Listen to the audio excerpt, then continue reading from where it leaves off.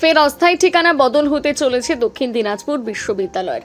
বর্তমানে বালুরঘাটের মঙ্গলপুর এলাকার একটি বেসরকারি বিএড কলেজের পরিত্যক্ত হোস্টেল ভবনে বিশ্ববিদ্যালয়ের পঠন পাঠন ও প্রশাসনিক কাজ চলছে, কিন্তু সামান্য বৃষ্টিতেই জল জমে যাওয়ায় শিক্ষক শিক্ষাকর্মী ও পড়ুয়াদের নিত্য সমস্যার মুখে পড়তে হচ্ছে। সেই পরিস্থিতিতে আপাতত বিশ্ববিদ্যালয়কে মাহিনগর কৃষি প্রশিক্ষণ কেন্দ্রে স্থানান্তরের পরিকল্পনা করছে জেলা প্রশাসন।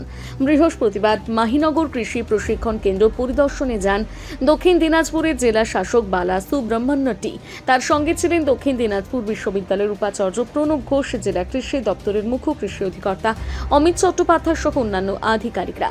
পরিদর্শনের সময় পরিকাঠামো খতিয়ে দেখে দ্রুত পরিষ্কার পরিচ্ছন্নতা, বিদ্যুৎ সংযোগ এবং অন্যান্য প্রয়োজনীয় ব্যবস্থা নিশ্চিত করার নির্দেশ দেন জেলা শাসক। জেলা প্রশাসন সূত্রে জানা গিয়েছে, নতুন শিক্ষাবর্ষ শুরুর আগে মাহিনগর কৃষি প্রশিক্ষণ কেন্দ্র থেকে বিশ্ববিদ্যালয়ের পঠন পাঠন ও প্রশাসনিক কাজ শুরু করার লক্ষ্য নেওয়া হয়েছে। আগামী দিনে নতুন কয়েকটি বিভাগ চালুর সম্ভাবনা থাকায় সেই প্রস্তুতি শুরু হয়েছে।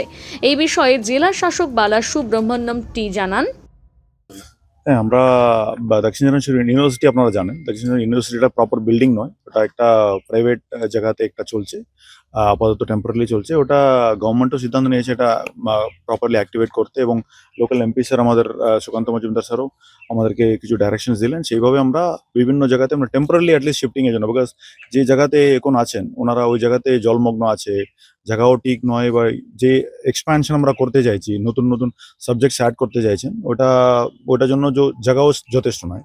ওই জন্য বিভিন্ন জায়গা আমরা ঘুরে দেখছি। সেইভাবে আজকে একটা মাখিনাহারে একটা আমরা আগ্রি ট্রেনিং সেন্টার আছে, এর মধ্যে কিছু পুরোনো বিল্ডিংস যেটা আনইউজড বিল্ডিং আছে ওটা কি রিইউজ করা যায় কিনা আমরা দেখার জন্য এসেছি। ওটার টেকনিক্যাল অ্যাসেসমেন্ট চলছে, এখন আমরা 100% ডিসিশন নেয়নি। ওটা আমরা বিকজ ভাইস চ্যান্সেলর সাহেবের সঙ্গেও আমরা টাচে থাকি, ওনাদের টেকনিক্যাল ফিজিবিলিটি আর আমাদের অ্যাভেলেবিলিটি এই দুটো মিলে আমরা একটু বিভিন্ন জায়গায় দেখছি। এখনো অপশনস আমাদের আরো কিছু দেখছি আমরা। লেট আস সি, এখন খুব ইনিশিয়াল ফেজে আছে, বাট খুব তাড়াতাড়ি আমরা এটা করতে চাইছি, বিকজ গভর্নমেন্ট একটা নতুন সাবজেক্টস এই শিক্ষা বছরে ওটা নতুন সাবজেক্টসও ঢুকানোর একটা দাবি আছে। ওটা ভাইস চ্যান্সেলর সাহেব থেকে ওনার এন্ড থেকে একটু অ্যাক্টিভ ওনারা পারসিউ করছেন। তো এটা মিলে আমরা প্ল্যান করছি। সামনের শিক্ষাবর্ষ থেকে তাহলে কি এখানে স্যার শিফট হতে পারে? না, আমরা খুব তাড়াতাড়ি শিফট করার প্ল্যান করছি। ডিপেন্ডস অন ফিজিবিলিটি, এখানে একটা ফিজিবিলিটি, রিপেয়ারিং ওয়ার্কের কত টাইম লাগতে পারে, এসব একটু প্রিলিমিনারি অ্যাসেসমেন্টই করছি আমরা, বাট যথেষ্ট মানে তাড়াতাড়ি করার আমরা চেষ্টা করছি। উল্লেখ্য 2018 সালে দক্ষিণ দিনাজপুর বিশ্ববিদ্যালয়ের প্রতিষ্ঠার ঘোষণা হলেও 2021 সালে ভাড়া বাড়ি থেকে পথ চলা শুরু হয়। এরপর একাধিকবার অস্থায়ী ঠিকানা বদলেছে বিশ্ববিদ্যালয়ের। বিমানবন্দর সংলগ্ন প্রায় 11 একর জমিতে স্থায়ী ক্যাম্পাস গড়ার পরিকল্পনা থাকলেও এখনও নির্মাণ কাজ শুরু হয়নি। প্রশাসনের দাবি, স্থায়ী ক্যাম্পাস নির্মাণ না হওয়া পর্যন্ত অস্থায়ী পরিকাঠামো থেকেই বিশ্ববিদ্যালয়ের শিক্ষা ও প্রশাসনিক কার্যক্রম চালিয়ে যাওয়া হবে। এই বিষয়ে দক্ষিণ দিনাজপুর বিশ্ববিদ্যালয়ের উপাচার্য প্রণব ঘোষ জানান, আর যাতে করে আমরা একটা টেম্পোরারি হলেও একটা ভালো জায়গাতে ইউনিভার্সিটিটাকে চালাতে পারি, সেই জন্য আমরা কতগুলো অপশন দিয়েছিলাম। সেই অপশনগুলো বিচারাধীন আছে। এর মধ্যে একবার দক্ষিণ দিনাজপুরে যে কৃষি মানে এগ্রিকালচারাল ট্রেনিং সেন্টারটা আছে সেটার কথা আমরা বলেছিলাম, সাথে সাথে মহিলা মহাবিদ্যালয়ের কথাও আমরা বলেছিলাম। ট্রেনিং সেন্টারটার ক্ষেত্রে যেমন ডিএম তার অফিস থেকে অ্যাসিস্ট্যান্ট ইঞ্জিনিয়ারকে পাঠিয়েছিলেন, অভিজিৎ বাবুকে।